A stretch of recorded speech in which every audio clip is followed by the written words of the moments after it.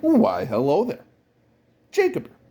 And today, well, we'll kind of have a little bit of a two-part video here, but most of it will be talking about the Minnesota Vikings upcoming again. So without further ado, let's go ahead and dive into it. But, as you can clearly see here, I got a couple things to show off real quick. That's right, ladies and gentlemen, had a couple of pickups come in the mail over the last few days or so and decided to just kind of, make a, video when I make a video and just kind of combine the pickups into one of my next videos, like a preview and stuff like that. So, without further ado, let's go ahead and kind of show off a couple of things here.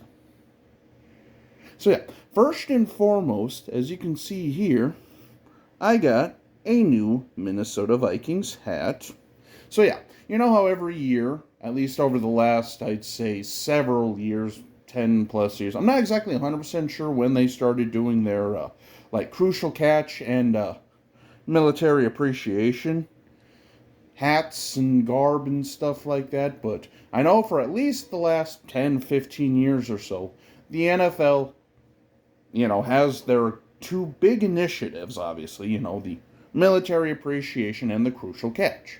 So a couple weeks ago, I got the crucial catch hat, so I figured, since I also haven't picked up one of these in a few years, and with all the flooding and all the issues we've had with rain and stuff like that over the spring and summer, I kind of lost my other military appreciation hats, so, bam. I decided to pick up the 2024 military appreciation hat. And honestly, I really, really dig the hat. As you can see, it has the American flag on the side, salute to service, with the ribbon on the back. That's always been one of my favorite parts of the hats and stuff like that, especially the military appreciation hats, when they would put the ribbons and stuff on the back. I like this gray frosted camo almost. Here is the underside. Has the gray bill, black interior. And if I remember right, ironically enough, this is a made in China hat, but whatever. So yeah, that's pickup number one. Pickup number two is actually this bad boy. So yeah, I found that bad boy on thriftheavenvintage.com, which is a thrifting website that I've bought a couple things from over the years and stuff like that. I can't remember if I've ever really made any videos, but yeah, just an old Pro Player replica Minnesota Wild jersey from their inaugural era, basically, from 2000, 2003, 4, kind of in that general area. So I finally was able to pick up one of these. Again, it's not like they're necessarily that difficult to find. I mean, there are a lot of these kind of floating around on eBay, ranging anywhere from, I think I paid $50 total for this, to a couple $100, obviously, for the actual authentic versions and stuff like that. But yeah, that basically concludes the quick pickups, the 2024 military appreciation, and the Minnesota Wild sweater. So now, let's actually get into the preview. So yeah, the Minnesota Vikings take on the New York Jets in London town. That's right, ladies and gentlemen. Tottenham Hotspur Stadium on Sunday at 8:30 a.m. Central Standard Time. So yes, ladies and gentlemen, grab your coffee, grab your energy drinks, grab your cappuccinos, grab your whatever you need to get up and going in the morning here, because it's going to be a long day and an early one for the Vikings fans and Jets fans for that matter. But yeah, let's just go ahead and dive into the preview. Oh man. So again, if you would have told me the Vikings would have been 4-0 going into week 5, going into London, going off of their, basically toughest stretch, I would have been like, you sure about that? I would have been happy with 500. I would have been happy with a game above 500. Hell, I would have been happy with at least, 2 wins at home or a win, just any sort of win, really. especially because going into the season, we didn't know what to expect with Sam Darnold. We didn't know what to expect with Addison getting hurt, Hawkinson being hurt, but I'd say 4-0 is a pretty damn good start.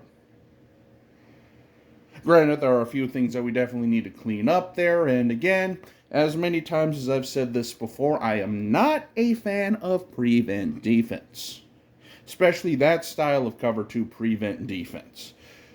Again, you're giving them like 5 to 10 yards at a time. Granted, I will also say Jordan Love does have a very live arm, and he's not afraid to sling it when he needs to, and he just happened to connect more times than not, even though the Vikings did end up getting those stops that they needed. So, going into from Green Bay into the Jets game, we actually get to see our old pal Aaron Rodgers. That's right, ladies and gentlemen. A little bit of tie-in there, but Aaron Rodgers is now the quarterback of the New York Jets, and holy moly, we might have a chance to feast here. I'm not even going to lie, because, oofda, there's a little bit of tension in, well, to be fair, when isn't there tension in the New York Jets? But anyway, regardless, between old Robert Saleh and Aaron Rodgers. It's bad when Aaron Rodgers is out coaching the coach. I mean, good God, Aaron Rodgers is just roasting Saleh over a grill. Like, it's not even close, man. Like, oofda.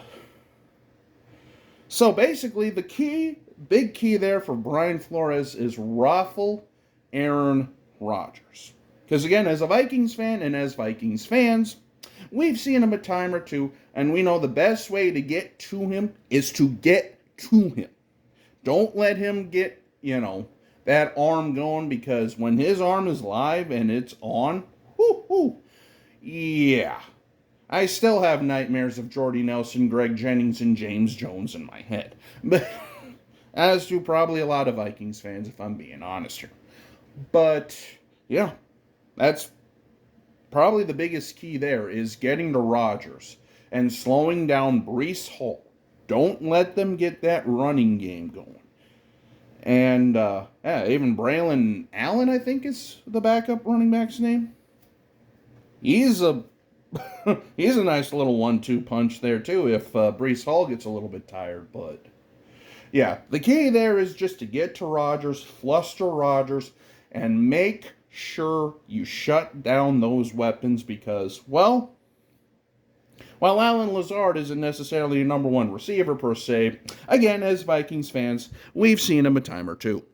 And he tends to have pretty decent games, all things considered, especially when he's not being the number one receiver. But of course, there's also this other guy by the name of Garrett Wilson, who's pretty darn good when he gets a chance and an opportunity. So, yeah, I mean, basically you want to shut down their weapons on offense. Whew.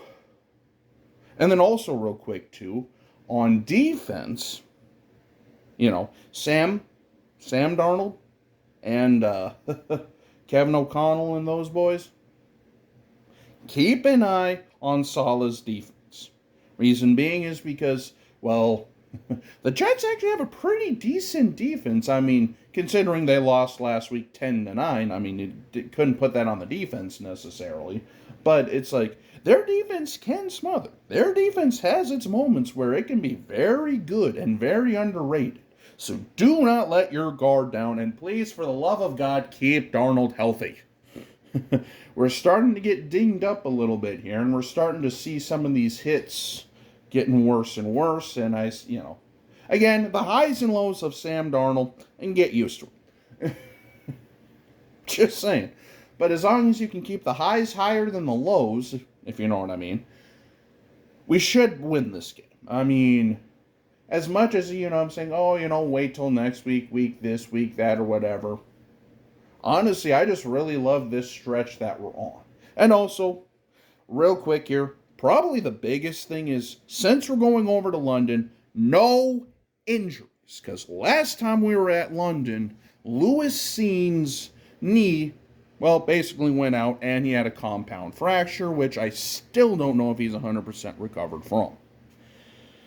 Yeah, those leg injuries and injuries like that in general are kind of finicky bitches. I mean, just, you never quite get everything back to where it was. And then it lingers, and yeah, so the big thing there is health. Healthy, healthy, health. Get the heck out of town without injuries, without anything major happening. Get to the bye week and regroup for Detroit.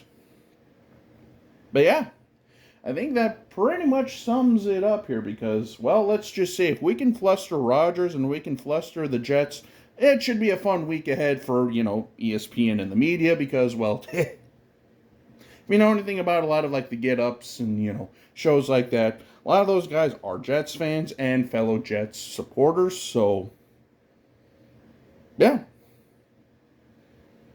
Yeah, I think I'll pretty much wrap this video up.